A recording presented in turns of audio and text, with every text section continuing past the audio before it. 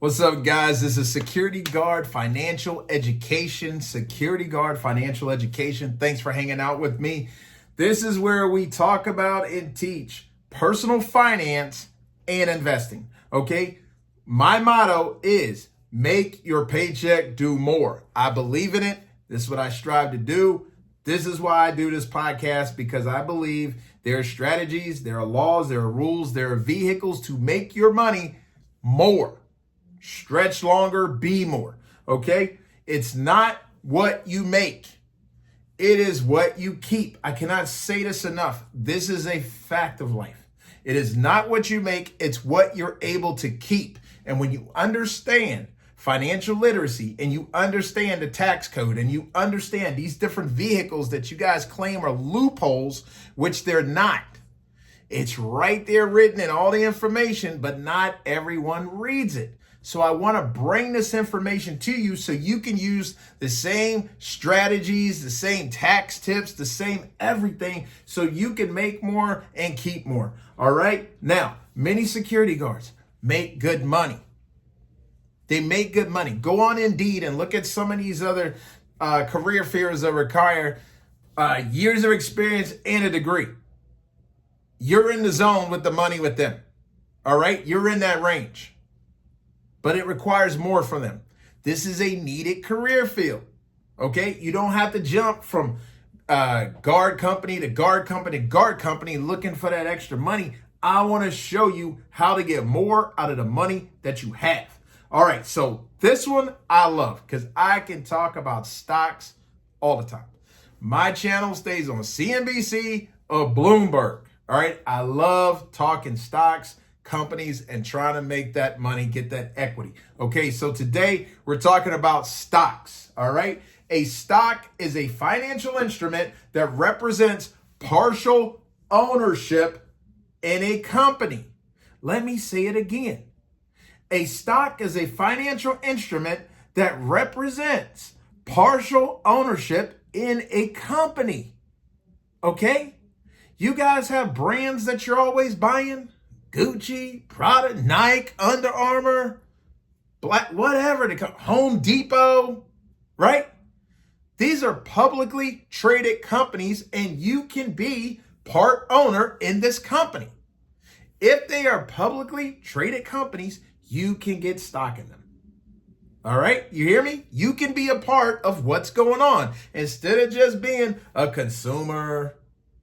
Instead of just sitting on the sidelines watching the stock market go up and you not take the ride, but you're consuming it, but you're not buying a stock so you can take the ride with them to wealth. Stocks. Get that in your head. This is what we're talking about. All right, stockholders are partial owners of the companies and have a claim to its earnings and assets. When you own a stock, you are partial owner in the company and you have a legal, legitimate claim to its earnings and assets. Now, this is a basic introductory to stocks. If you went through bankruptcy court, bondholders would get paid out first. Shareholders would be second or third in line. I'm just going to let you guys know that. So just because you have the stock, if unfortunately that company went bankrupt, which I would suggest do your homework and don't invest in companies not doing well, you would not be first in line to get cashed out for your stock. Okay, so this is why we want to study the companies, look at the sheets, look at the financial data, right? The balance sheets, profit and loss. We want to understand what the company is doing. Okay, so investors buy stock to earn returns on their investments. They can earn profits in two ways. When you own a stock, you can get profit in two ways. First way is price appreciation. You guys heard of it? If you lived under a rock, buy low, sell high. I know you've heard of it, right? So when you buy a stock at a great price, you're hoping for that stock and that company to keep earning more money, to keep doing better businesses. And as that company grows, that company's stock will also grow with it. Okay? We want to buy companies. We want to buy stock in companies that are doing well. We want to buy stock in companies that are growing, that are making money, and that are not just making money, consistent in making money and growing.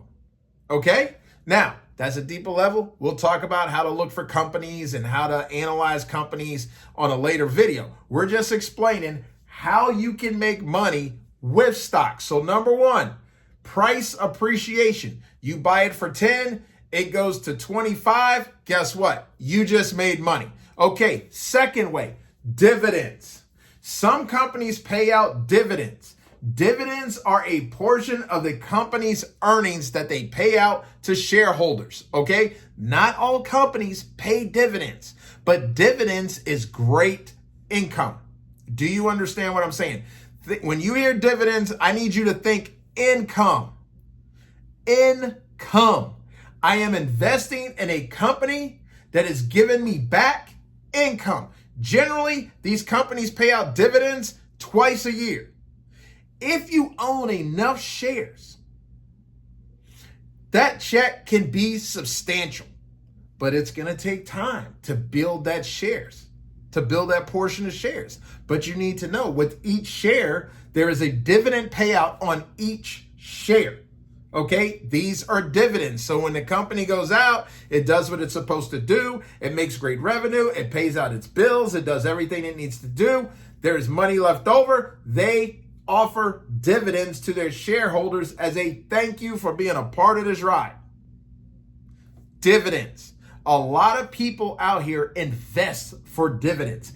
It helps boost your portfolio. So if you want to see your portfolio grow, it's not going to just grow on price appreciation, which is fantastic growth, but you will get that extra boost, that extra kick when it pushes out also dividends. All right. Super important. Investors can buy stock online or through a brokerage. If you drive around town, you're going to see Charles Schwab, you're going to see Fidelity, you're going to see Edward Jones. All of these people will be more than happy to help you build a portfolio and get into buying stock. You can also go online and get on some of these online brokers. I'm not sponsored by anyone, so I'm not going to drop a bunch of names. I'll just say online brokers where you can buy stocks online right in the comfort of your own home. Okay? Legitimate companies, please do your research, check them out. Okay? I'm not your CPA or your lawyer, so do your due diligence. All right? These are ways that you can purchase stocks. So you have your brokers, and you have online accounts that you can open up. All right. Two main types of stocks, and we're going to close this out. You have common stocks and preferred stocks. Common stockholders have the right to vote in shareholder meetings. Listen to me. Common stockholders have the right to vote in shareholder meetings and receive dividends.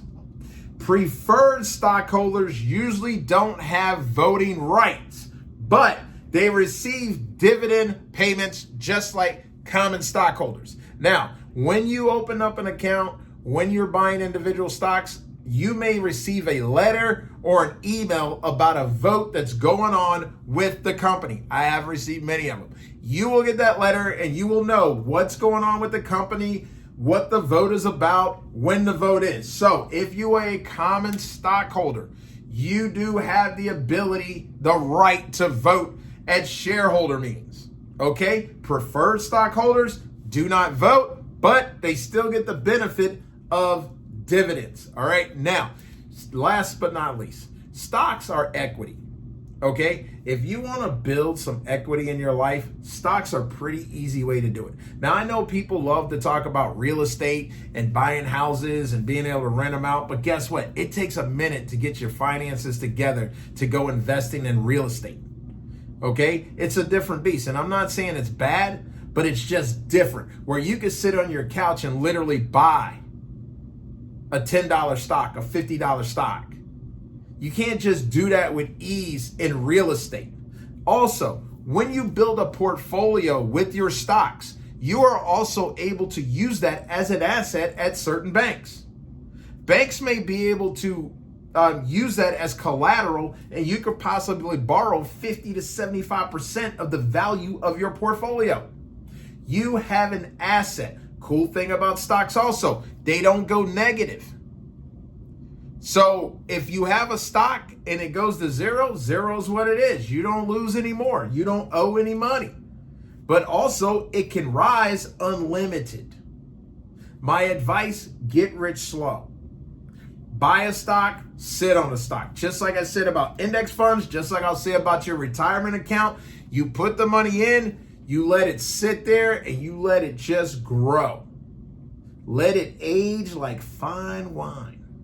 So when you're ready to take it out later, you can buy the fine wine while you're sitting at any island or any place you want to go to enjoy and reflect on your years of hard work. But to get there, we need to get in the game, number one. Number two, we need to be consistently depositing in the game. And number three, we need to keep the money in the game. Do not take the money out. I said in the other video about index funds before, I would suggest anyone buy individual stocks, which that's your right. I would suggest you put your first 10,000 of investable funds in an index fund, in an index market fund, okay? That's my suggestion. That way you got a big lump of money in something conservative, and as the market rises, you can rise with it. But if you buy an individual stock and you did not do well with picking that stock, if that stock falls, you fall. But at least with the index fund, you have diversification and you set like a foundation under you. So when you're buying individual stocks, it doesn't destroy your account. Follow me?